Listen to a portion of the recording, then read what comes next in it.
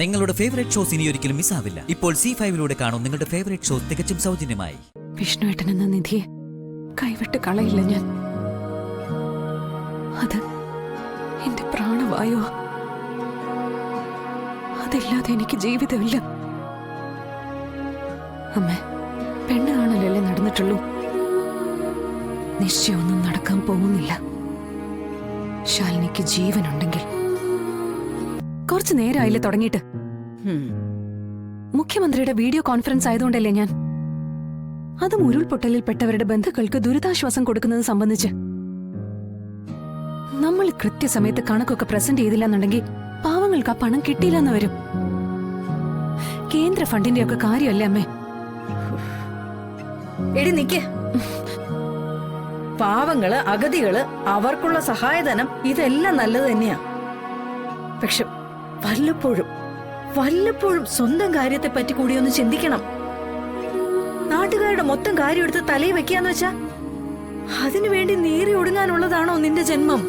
അതിനു വേണ്ടിയല്ലേ അമ്മേ ഞാൻ ഈ ജോലി തെരഞ്ഞെടുത്തത്. ചെറുപ്പത്തിലെ മനസ്സിൽ വേര് പിടിച്ചൊരു സ്വപ്നം.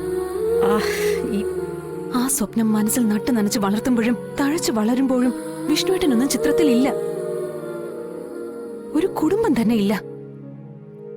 ഭർത്താവെന്ന് പറയുമ്പോ മനസ്സിൽ തെളിയുന്നത് അമ്മയും ഞാനും അടക്കമുള്ള 3 മക്കളെയും പെരുമഴ പെയ്യുന്ന ഒരു രാത്രി തെരുവിലേക്ക് തള്ളിയിറക്കി അച്ഛനെ പോലൊരു പുരുഷന്റെ മുഖവാ. മോളെ, അന്ന് അമ്മയെ സഹായിക്കാൻ ആരും ഉണ്ടായില്ല. ആ കണ്ണീരിന്റെ ചൂടിൽ അമ്മ കളക്ടർ എന്നൊരു സ്വപ്നം വിഗ്രഹമായി ഒരുക്കിയെടുത്തതും മനസ്സിൽ പ്രതിഷ്ഠിച്ച് ആരാധിച്ചതും.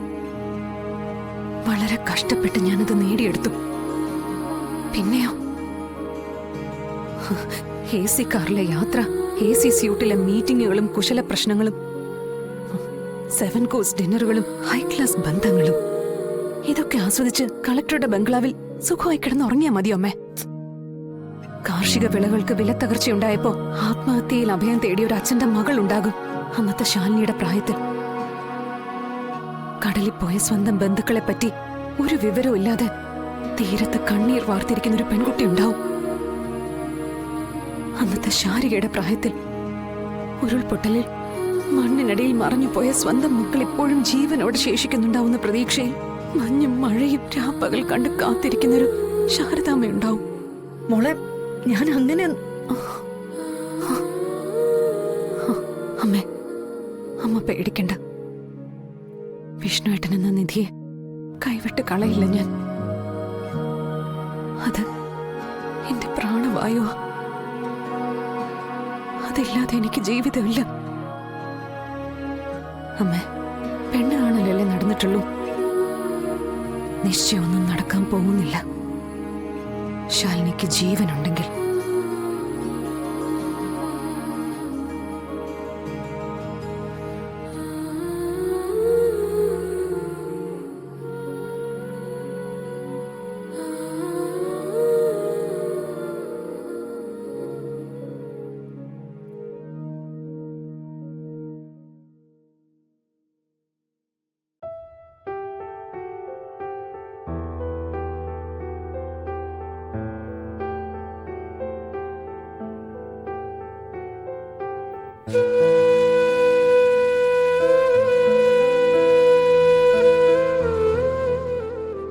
അച്ഛനെ, എടുത്തമ്മ കണ്ട അച്ഛനെ.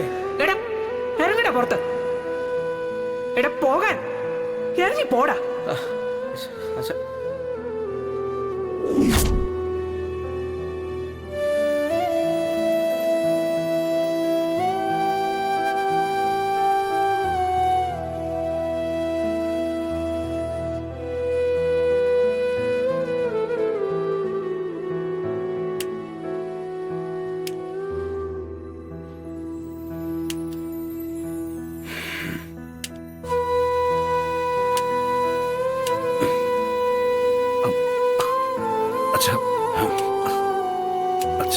അതൊന്നും കുഴപ്പമില്ലടാ. അച്ഛൻ എന്തിനാ വെറുതെ തനിച്ച്?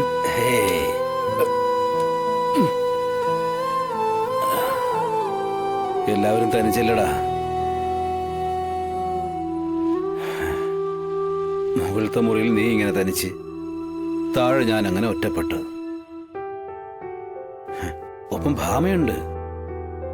പക്ഷേ രണ്ടും രണ്ട് ലോകമാ. അവളുടെ ലോകത്തേക്ക് എനിക്കോ എന്റെ ലോകത്തേക്ക് അവൾക്കോ പ്രവേശനമില്ല.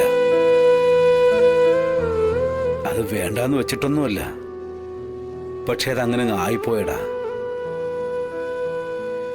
മക്കളാ അച്ഛനമ്മമാരുടെ ഏറ്റവും വലിയ സന്തോഷം എന്ന് പറയുന്നതേ. നമുക്ക് കിട്ടാത്തതൊക്കെ അവർക്ക് കിട്ടണമെന്ന് ആഗ്രഹിക്കും. നമുക്ക് കിട്ടാതെ പോയൊരു കളിപ്പാട്ടമോ കുപ്പായമോ ഒക്കെ അതെങ്ങനെയെങ്കിലും അവർക്ക് വാങ്ങിച്ചു കൊടുക്കാൻ വേണ്ടി നമ്മൾ അധ്വാനിക്കും, പോരടിക്കും. അതവർക്ക് വാങ്ങിച്ചു കൊടുക്കുമ്പോൾ നമ്മൾ അനുഭവിക്കുന്ന ആനന്ദം ഉണ്ടല്ലോ, സ്വർഗമാടാ, സ്വർഗം.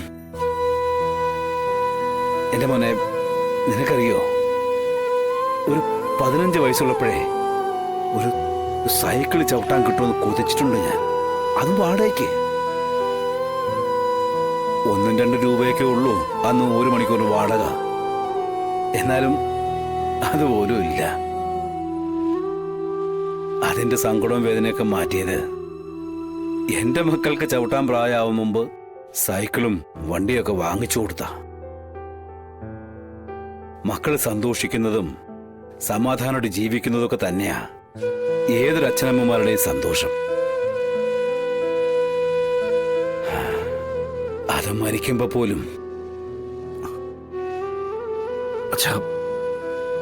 അച്ഛ എന്തിനപ്പ ഇങ്ങനെയൊക്കെ? എടാ ഭാമി, ഞാനൊക്കെ ചിന്തിക്കുന്നതേ നിന്റെ നന്മയ്ക്ക് വേണ്ടി തന്നെയാ.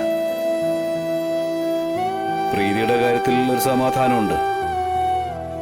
ചങ്കു പറിച്ച് സ്നേഹിക്കുന്നൊരു പയ്യനെ തന്നെ അവൾക്ക് കിട്ടിയതേ. അതുപോലെ തന്നെ ആയിരുന്നു നിന്റെ കാര്യത്തിൽ ഞാൻ സമാധാനിച്ചിരുന്നത്. അത് പക്ഷേ